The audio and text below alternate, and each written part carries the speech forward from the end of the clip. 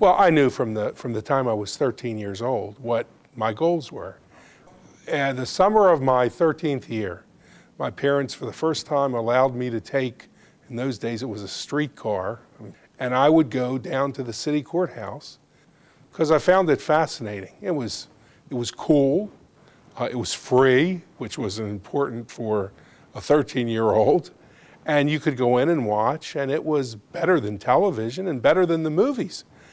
I always ask the students, what do you want to do? What do you want to do when you get out of school?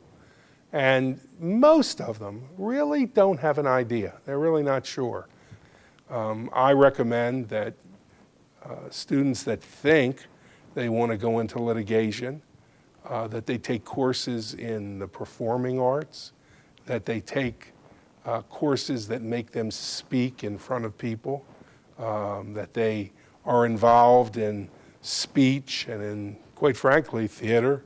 I think is a wonderful preparation.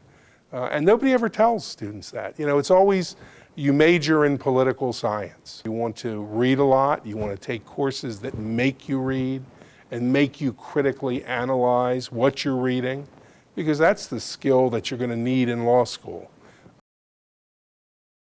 I guess the thing about the faculty here was that you really got a sense that these were people that had practiced and knew the things that they were telling you, not from reading about them, but from actually doing them.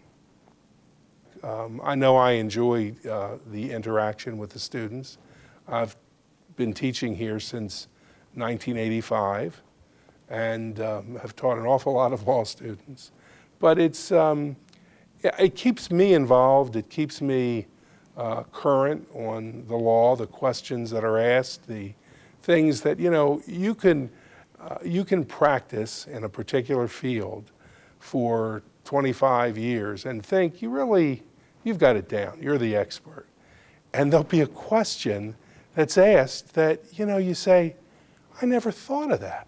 The quality of students is better now than it's ever been.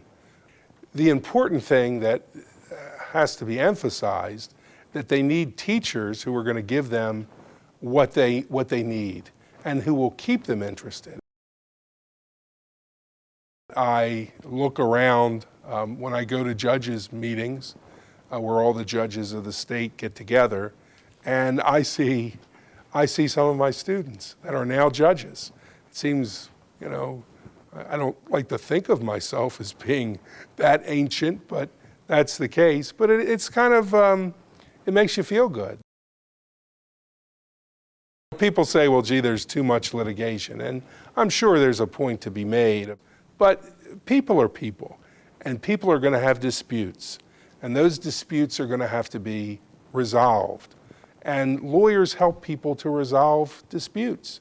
A lawyer that's doing a service to his or her client can be very helpful in resolving the conflicts that exist in our complex society.